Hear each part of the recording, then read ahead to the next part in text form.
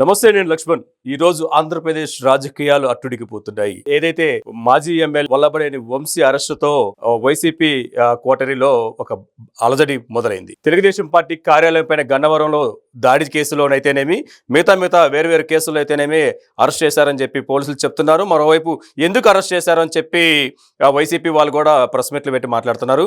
ఇదే అంశం పైన మనతో మాట్లాడడానికి అందుబాటులో ఉన్న ప్రముఖ సీనియర్ జర్నలిస్టు, అమెరికాలోని వాషింగ్టన్ డీసీ నుంచి మనకి జూమ్ కాల్లో అందుబాటులో ఉన్నారు. ఆయనతో మాట్లాడే ప్రయత్నం చేద్దాం. డివిఎస్ గారు నమస్తే అండి. నమస్తే. డివిఎస్ గారు ఎలా ఉన్నారు? అమెరికా వాతావరణం ఎలా ఉంది మీకు? ఫైన్. ఇక్కడ చలి, అక్కడ మంట. అవును, రియలీ డివిఎస్ గారు, మీరు చూస్తూనే ఉన్నారు అనుకుంటా. ఈ రోజు మొత్తం వార్తలు అంటే మీకు ఇప్పుడు మార్నింగ్ అయి ఉంటుంది, మరి నైట్ నిద్రపోయారు, మరి చూసారో లేదో. మొత్తానికి వల్లభనేని వంశీ అరెస్ట్ అయితేనేమి వైసీపీ క్వార్టరీలో కాకర రేగుతుంది. రెడ్ బుక్ ఓపెన్ అయిందా అని చెప్పి ఒకసారి హడలెత్తిపోతున్న పరిస్థితి. దీని మీద మీరు ఏం చెప్తారు? జగన్ గ్యాంగ్ లో పెద్ద వికెట్ పడింది. Okay. Red book third chapter open అయిందా? అట్లాంటాలో లోకేష్ బాబు నవంబర్ లో చేసిన వ్యాఖ్యలు మీకు గుర్తుండే ఉంటాయి. ఏది red book third chapter open అవుతుంది అన్నాడు. అది జరిగినప్పటికి 3 నెలలు అవుతాను. పక్కనే థర్డ్ చాప్టర్ ఏంటంటే ఎవరు అడిగారు థర్డ్ చాప్టర్ లో ఏముంటాయని అడిగితే పక్కనున్న యార్లగడ్డ వెంకట్రావుని చూపించాడు. అంటే యార్లగడ్డ వెంకట్రావుని చూపించగానే అందరికి స్ట్రైక్ అయింది. ఏది నెక్స్ట్ వికెట్ వల్లభనేని వంశీ. అది వంశీ పాపం పండిందా? రకరకాల కథనాలు మీడియాలో మనం చూస్తుంటే నిన్న ఇవాళ అరెస్ట్ ఇది అందరూ ఊహించిందే, కొత్తగా ఏదో ఒక ఇదేమీ కాదు. వంశీ అరెస్ట్ అవుతాడని తెలుసు. ఎందుకంటే ఆయన అన్ని నేరాలు, అన్ని పాపాలు, ఆయన అవినీతి కుంభకోణాలు, అసలు గత 5 ఏళ్లుగా మీడియాలో కథనాల పైన కథనాలు, ఎన్ని పాపాలు. అంటే ఇప్పుడు ఆ పాపం పండిందా అంటే ఇప్పుడు బాధితుల్లో ఉసురు తగిలింది. అసలు ఎవరు కాదు కదా వంశీ బాధితులు. గన్నవరంలో రోడ్ సైడ్ ఆ టీ బంకాడ దగ్గర నుంచి రాష్ట్ర ముఖ్యమంత్రిగా పనిచేసిన ఆయన దాకా అందరూ బాధితులే కదా. ఇతను ఎవరిని వదిలిపెట్టాడు? ఇప్పుడు అటు దోపిడీ, ఇటు దాడులు, అటు దౌర్జన్యాలు, స్వైర విహారం చేసింది ఆయన గ్యాంగ్ అంతా కూడా. గన్నవరం నియోజకవర్గం అంటే అది పుచ్చలపల్లి సుందరయ్య పనిచేసిన నియోజకవర్గం. అది యాంటీ కాంగ్రెస్ బేస్డ్ నియోజకవర్గం అన్నమాట. ఒక రకమైనటువంటి ఏది ఉద్యమ భావాలు కలిగినటువంటి ప్రజలు, తర్వాత ఎంతో ఒక స్వతంత్ర భావాలు కలిగిన ప్రజలు ఉన్నటువంటి ఆ గన్నవరం నియోజకవర్గానికి పట్టిన పీడగా మారాడు వల్లభనేని వంశీ. మనం చూసాం ఆయన రాజకీయ జీవితం 15 ఏళ్ల రాజకీయ జీవితం ఇక ముగిసినట్లేనా, కటకటాల పాలు. ఎందుకంటే ఒకసారి ఎంపీగా కంటెస్ట్ చేసి ఓడిపోయాడు, 2 సార్లు ఏమో ఎమ్మెల్యేగా ఓడిపోయాడు. మొన్న మరీ 37,000 ఓట్లతోనేమో యార్లగడ్డ వెంకట్రావు పైన మొన్న ఓటమి ఒక రకంగా ప్రజల్లో తిరుగుబాటు. ఏది గన్నవరంలో యార్లగడ్డ వెంకట్రావుని 37,000 ఓట్లతో గెలిపించాడంటే ఎంతమంది బాధితులు, వంశీ బాధితులు. ఇవాళ ముఖ్యమంత్రిగా చంద్రబాబు ప్రమాణ స్వీకారం చేసినప్పటి నుంచి అజ్ఞాతంలో ఉన్నాడు. ఏది అమెరికా పారిపోయాడని, నేపాల్లో ఉన్నాడని, గోవాలో తలదాచుకున్నారని రకరకాల కథనాలు మనం విన్నాం. అసలు అమెరికాలో ఏదో పాస్పోర్ట్ కూడా అప్లై చేశాడు. అక్కడే ఒక 45 కోట్లతో కంపెనీ పెడితే అక్కడే సిటిజన్షిప్ వచ్చేస్తుంది అన్నట్టుగా అది కూడా ట్రై చేశాడని. మొత్తానికి ఇవాళ ఆయన పైన రెక్కీ చేసినట్టున్నారు, పట్టుకొచ్చినట్టున్నారు. 140(1), 308, 351(3), రెడ్ విత్ 35 ఈ సెక్షన్ల కింద వాళ్ళు కేసు పెట్టినట్టుగా ఇచ్చారు.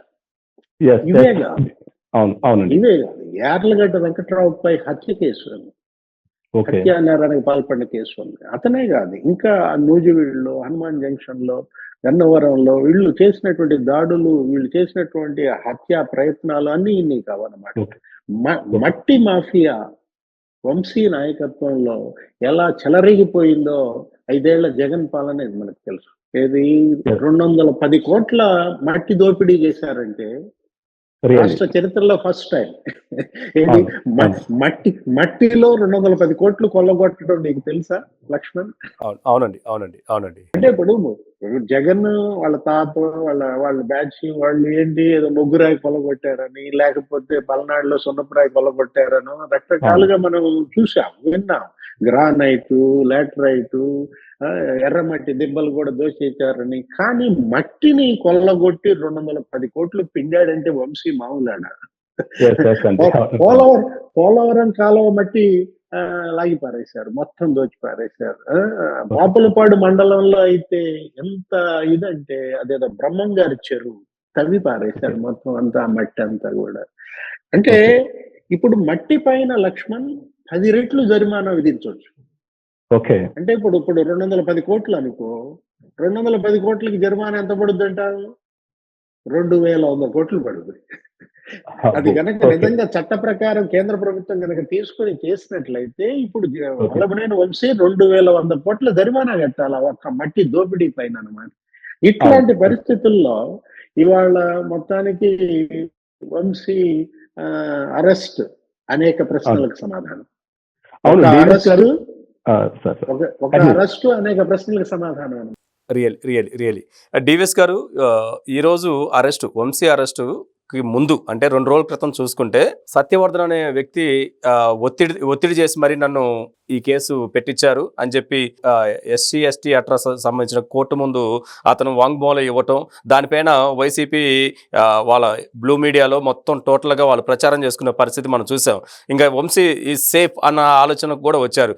కానీ అనూహ్య పరిణామాల నేపథ్యంలో మార్నింగ్ ఒక విధంగా బ్రేకింగ్ న్యూస్ రావటం ఎలా చూడొచ్చు అంటారు? ట్విస్ట్ అన్నారు. అసలైన ట్విస్ట్ ఇది కదా. ఏంటి వీళ్ళు అదేదో సత్యవర్ధన్ అడ్డం తిరిగాడు, ప్రాసిక్యూషన్ కి అడ్డం తిరిగాడు, రకరకాల కథనాలు సాక్షి మీడియాలో మనం చూసాం. అబ్బా, గన్నవరం పార్టీ కార్యాలయంపై దాడి కేసులో ట్విస్ట్ అని పెట్టారు. ఏం ట్విస్ట్? అసలు ట్విస్ట్ ఇదనమాట. ఇప్పుడు వంశీ చేసిన ప్రధాన తప్పు ఏంటంటే, జగన్ ప్రభుత్వంలో తప్పులు చేసావు, సేవ్ అయ్యావు. కానీ చంద్రబాబు ప్రభుత్వంలో తప్పు చేస్తే ఎలా సేవ్ అవుతావు? ఆ మాత్రం ఎందుకని తెలుసుకోలేకపోయాడు మన డాన్, గన్నవరం డాన్. ఇప్పుడు నిజంగా చెప్పాలంటే ఇప్పుడు ఇది కిడ్నాప్ కేసు. సత్యవర్ధన్ ని కిడ్నాప్ చేయటం, అతన్ని దారుణంగా హింసించటం, అతన్ని మరి అదంతా ఇంకా బయటకు రావాలి. సత్యవర్ధన్ వాంగ్మూలంలో ఏముందో కూడా బయటకు రావాలా. అతనితో వీడియో ఒకటి వదులుతాం, అతన్ని ఎలా హెరాస్ చేశారు ఏంటి అనేది ఇంకా తర్వాత పడే కేసు. SC/ST కేసు అరెస్ట్ అయింది కూడా దాంట్లోనే. అతను చేసిన ఇప్పుడు ఏదో అంటారు చూసావా, ప్రతి 100 గొడ్లను తిన్న రాబందు ఒక గాలివానకి సరంటారు. నీకు తెలుసు. ఇప్పుడు మరి అంటే గొడ్లను తిన్నాడని అనకూడదు, ఈయన పశువుల డాక్టర్ అనుకుంటా. ఈయన మట్టి తిన్నాడు, ఈయన బెదిరించాడు, ఈయన దౌర్జన్యాలు చేశాడు. అదే డివిఎస్ గారు, ఇప్పుడు మనకి ప్రధానంగా ఈ సెక్షన్స్ లో అంటే ఇప్పుడు ఈ సత్యవర్ధన్ కేసు అయితేనేమి, అతను ఇచ్చిన ఫిర్యాదు మేరకు ఈ టీడీపీ కార్యాలయం మీద జరిగిన దాడికి సంబంధించి ఈ పెట్టిన సెక్షన్స్ అసలు దేశ చరిత్రలో ఒక పార్టీ కార్యాలయం పైన ఈ విధంగా తగలబెట్టడం చూసావా, దాడి చేయడం చూసావా?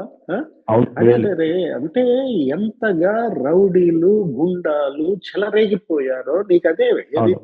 తెలుగుదేశం పార్టీ కేంద్ర కార్యాలయంపై దాడి, మంగళగిరి హెడ్ ఆఫీస్ పైన, అక్కడ సిబ్బంది తలలు పగలగొట్టారు. ఇప్పుడు అదొక కేసు. ఆ కేసులో లేళ్లప్పిరెడ్డి, భానుగంటి చైతన్య కూడా అరెస్ట్ చేసినట్టున్నారు. లేళ్లప్పిరెడ్డి, సజ్జల రామకృష్ణారెడ్డి వీళ్ళందరూ బెయిల్స్ కోసం తిరగటము మనం చూసాము. అది పెద్ద కేసు అనమాట. అలాంటిది గన్నవరం పార్టీ కార్యాలయంపై దాడి చేయటమే కాదు, పట్టాభిని కొట్టారు. పట్టాభిపై దాడి జరిగింది, ఇంటిపైన కూడా దాడి జరిగింది. అనేక కేసుల్లో ఇతను ఇవాళ ముద్దాయిగా ప్రజల కళ్ళ ముందు ఉన్నప్పుడు వీళ్ళ ప్రజాప్రతినిధి